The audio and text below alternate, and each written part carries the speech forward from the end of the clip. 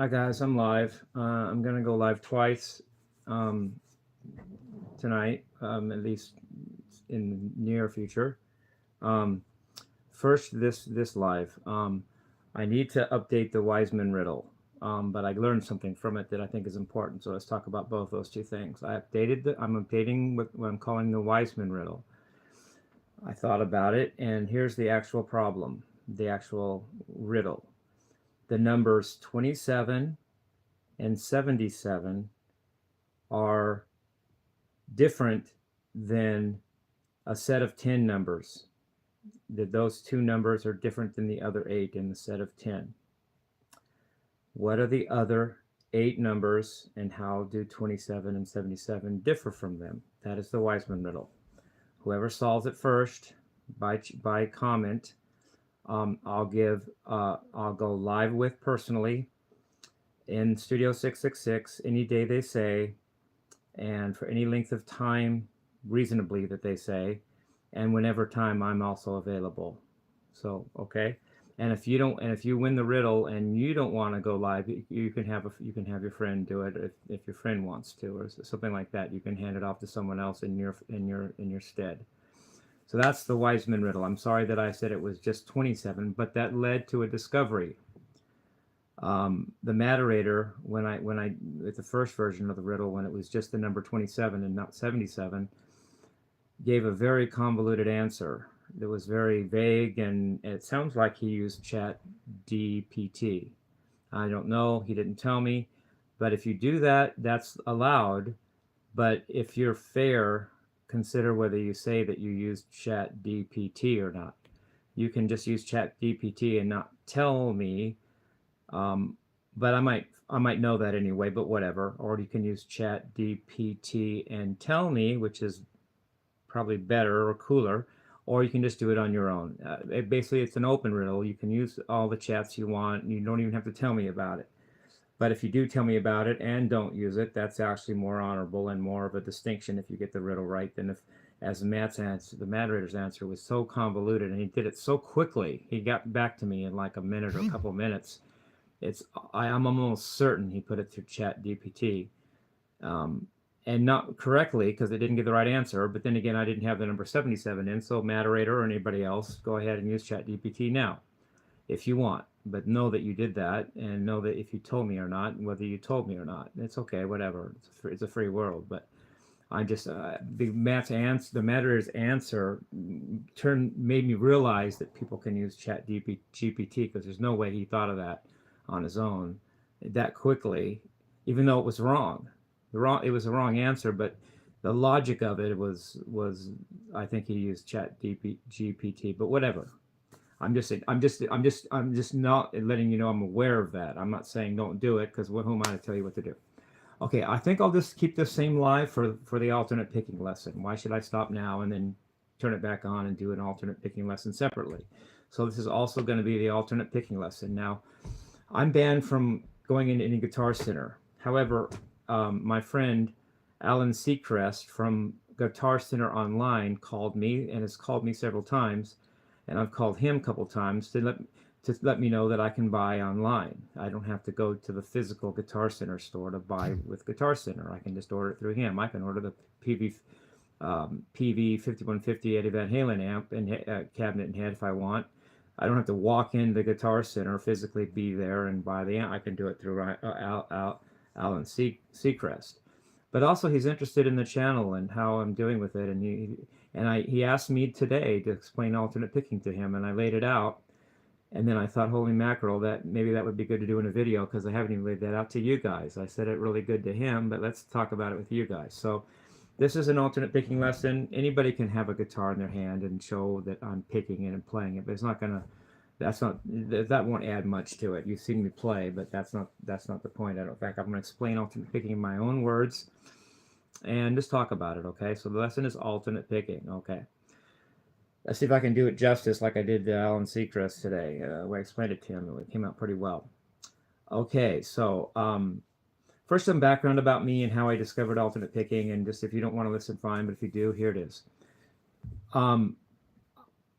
I didn't start playing guitar till I was 15 years old, and I only know two famous guitar players that started that late or later. First of all, Jimi Hendrix started when he was 15, and so did I. So that he's one of the only two other guitarists that started that later that I know of, and the other one is Alan Holdsworth. He didn't start playing till he was 17. But other than me and Jimi Hendrix starting at 15 and Alan Holdsworth starting at 17, I don't know anyone else. I don't know any other guitar player that I know of that's been around that started that late. Everybody started at 14 or earlier. So I think that's cool. But I started playing guitar at 15. I practiced really hard because I didn't get a guitar till then. At 16, I did Spanish Fly Interruption at a recital, and I blew everyone away except some classical dude that had been playing all his life. And all the other kids that were playing in their recital, but me, were just playing Police, you know, like Every Move She Makes or something, and they'd been playing since they were 7, so or 8. But I practiced harder, so whatever. There's that. In 1995, I had a weird dream, and I probably hadn't slept in a while because I spent the 90s basically as a semi-derelict. But I had not had I hadn't had sleep in a long time, and I slept in a friend's car, and I had a weird dream and woke up, and I suddenly realized that next time I picked up a guitar, I could do it. Now, here's how I explained it to Alan. First of all, take a pick in your hand and know that it can go in both directions. And now pick in only one of the two directions as fast as you can. You'll pick so fast, and then now pick in the other direction as fast as you can, only using that stroke, and you'll pick a certain speed. Now try picking back and forth, alternate picking, and you won't just pick twice as fast as you did with the single stroke. You'll pick like 10 times faster or more. It's a very economical process and way of picking, way of playing. So here's how so first of all, to understand the reason why you're doing alternate picking, it makes you faster, and it makes you able to have more control over the rhythmicness of your picking, and there's a bunch of good things about it. Now, the way I explain it is start on one string first, and then know first that you can pick alternate picking. Now, next, focus on the left hand and know that you can play the notes. I suggest one note per pick. I don't suggest a tremolo where you hold one note down and just pick it really many times and slide it up and down. That's not is very useful, and it's maybe a special effect. And I know Eddie did it in Eruption, but normally, and even more impressively too, I want one fretted note per picking stroke, and use all 4 fingers, but whatever you think. But it's good to use all 4. Eric Johnson says that using the pinky gets a different vibe than the other fingers. It's not even just a matter of economics and technical things. It actually sounds differently. When he clips it over, it sounds differently than if you play with only the first 3 fingers as it does if you play with all 4. It just does. So, and then do that on one string, get the synchronization down, and then just go from string to string. And some of that, there's 2 different schools of thought on how to do that, and they're like a spectrum. On one side, you have the strict alternate picking, that you keep the picking strokes alternate when you go from string to string, and that's like the Paul Gilbert approach. If you're going, let's say you're on the 4th string and you go down, up, down, and then you go up on the 3rd string, that's an outside cross, but you kept the alternate picking consistent. If you go up, down, up on the 4th string and then go down on the 3rd string, that's inside the string picking, and you still kept the picking consistent as alternate picking. Now, if you go down, up, and if you go down, up, down on the 3rd string and up on the 4th string, that's inside the string picking, and you're using strict alternate picking. If you go up on the 3rd string and down on the 4th string, that's outside the string picking, and that's still keeping strict alternate picking. So on the one end of the spectrum, I'll call that the left, you always keep the alternate picking strokes consistent when you go from string to string. Now on the right, the opposite approach is the economy picking of Frank Mbali. Now he believes in crossing strings in one direction. So he thinks, like, if you're on the 4th string and you go down, up, down, and then do down on the 3rd string, that you can do that because it goes down, down, down on the 4th string, down on the 3rd string, makes a sweep out of it, and that's economical to him. So then if you're going up, down, up on the 3rd string and then up on the 4th string, that's also sweep economy alternate picking, because you're sweeping up from the 3rd string to the 4th string with the same stroke. An issue with this is that you have to make sure you know which way you're going. If you're on the fourth string and you go down, up, you can only go to the fifth string, which would be another up. You can't really go down on the third string because that would be alternate picking. So to Frank, if you're on the fourth string and you go up, down, up, so let's try that again. If you're on the fourth string and you go up, down, up, then you'd go up on the fifth string, but you to make it a suite from the fourth string to the fifth string, but you wouldn't go up, down. We wouldn't go up, down, up on the fourth string and down on the third string because that's an alternate way of doing it. So it locks you into a certain direction of which way you have to be going. Now, if you're on the third string, likewise, if you go down, up, down, you'd have to go to the second string and go. If you go down, up, down on the third string, you'd have to go down on the second string as well. But you couldn't go down, up, down on the third string and then up on the fourth string because that would be an alternate picking approach, and he believes in sweeping and economy picking. However, if you're on the third string and you go up, down, up on the third string, then you would go up on the fourth string, and that would give you a sweep from approach from the third string to the fourth string. But if you went up, down, up on the third string, you wouldn't go down on the second string because that would be an alternate way of crossing strings. So that's the Frank Gambale approach, and then on the other side you have the Paul Gilbert approach. Now, to me, both those approaches are limiting. If you only do one or the other, you're always going to be trapped at some point. You're going to get in a corner where you don't have much choice. So if you do Paul Gilbert's way, something's going to trap you there. If you do if you do Frank Gambale's way all the time, something's going to trap you there. Work that out yourself. I'm not going to go through all the troubleshoots of that, but just work it out, or just understand that you will.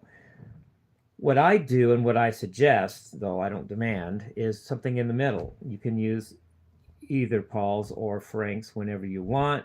In fact, you can make your own style. You can just do whatever's comfortable for you. Make it work for you. If you like Paul's way altogether, do that, but you'll have some problems with it. But if you do Frank Gambale's way and you want that only, you do it, but you'll have some problems with it. But if you just stay in the middle and just play a little bit of both, or whatever feels right at the time, or whatever you're comfortable with, you don't box yourself in a corner, and yet you get the best of both worlds. If you're in a certain situation, it helps to do Frank. If you're in another situation, it helps to do Paul, and just mix the whole thing up. I know both ways, and I like that, and then I don't worry about it. Charlie Parker, saxophonist, said, "Learn theory, then forget it, then just play." Well, that's theory.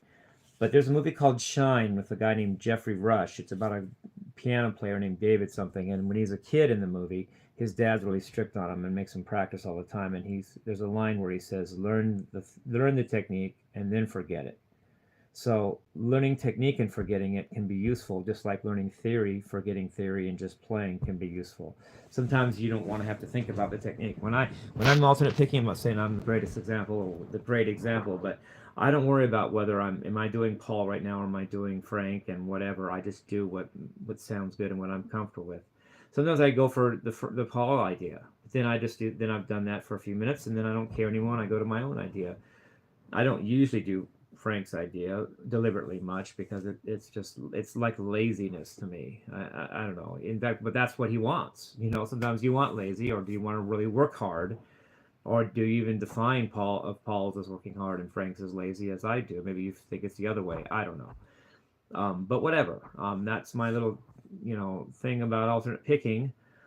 I didn't really need a guitar, but if you listen to the way I said it, it's all right there. And then the only other thing that you can add to that comes to mind right now is you can do string skipping with alternate picking, and that's the same concept, only you just have to go further away because you're skipping strings. And a good example of that, just as an exercise, is Paul Gilbert does an opening warm-up on Intense Rock #1, made in 1988. Instruction video, I think it's with REH. Maybe it's Alfred, I'm not sure. But he does a lick that's in E harmonic minor, and it starts on the first string, then it goes to the second string, then it goes to the first string, then the third string, the first string, the fourth string, the first string, the fifth string, the first string, the sixth string.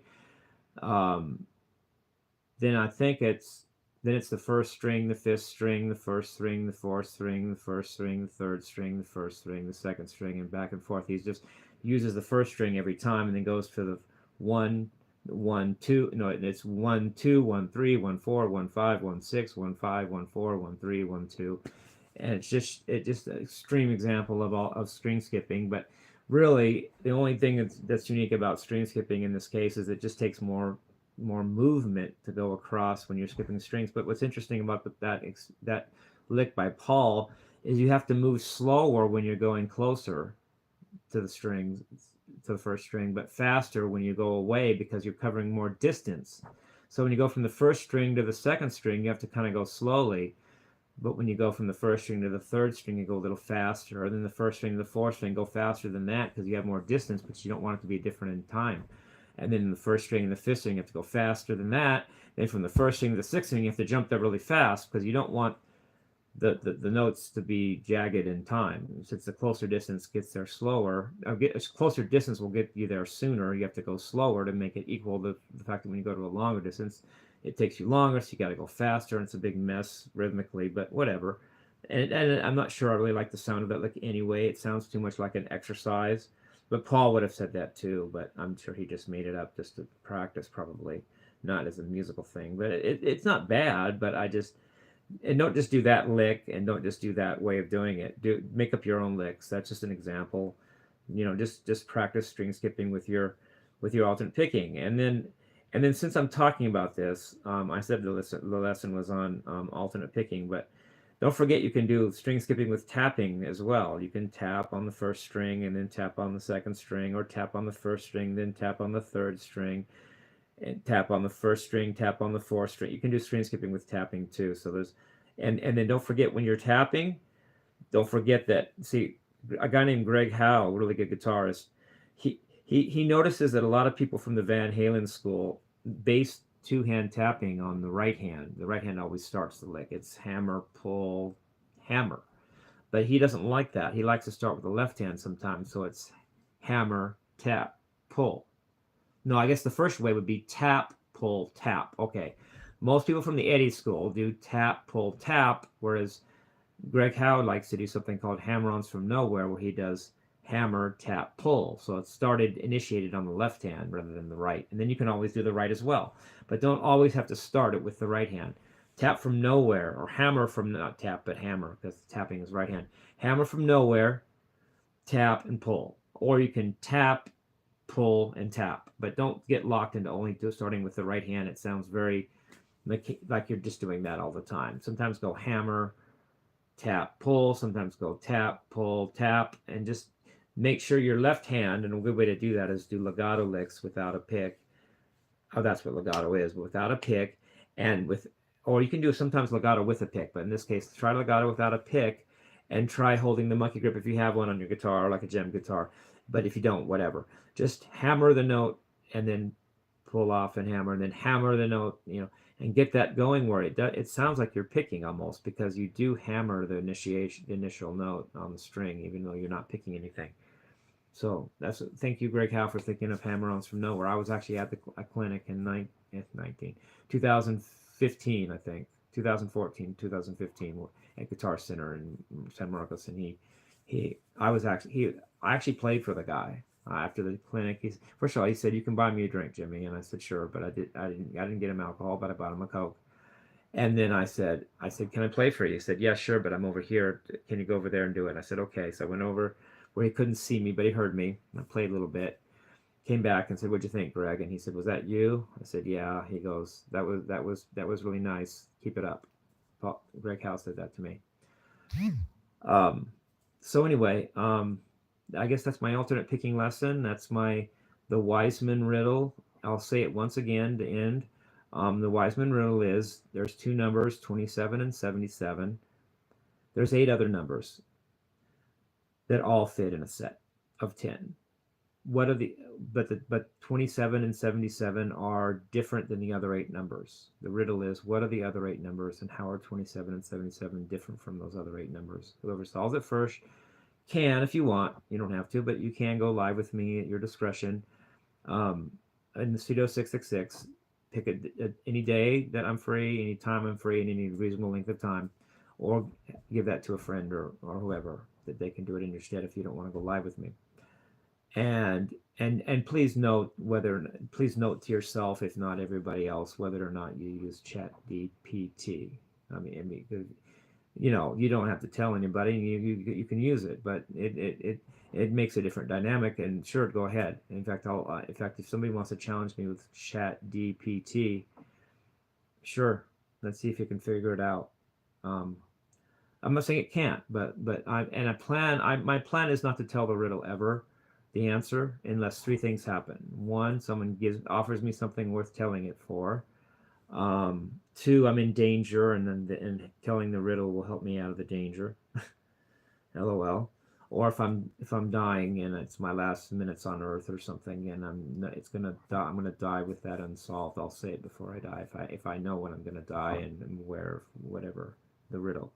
But I don't plan on giving a hint because that's a slippery slope to just telling the answer. And how do I justify giving one person a hint that someone else may not have heard? Just solve the riddle or no. And if I get an offer enough, or if my life's in danger, or if I'm dying, I'll break that and give the answer. But otherwise, I'm not talking. Okay, I love you guys. Peace, rock and roll.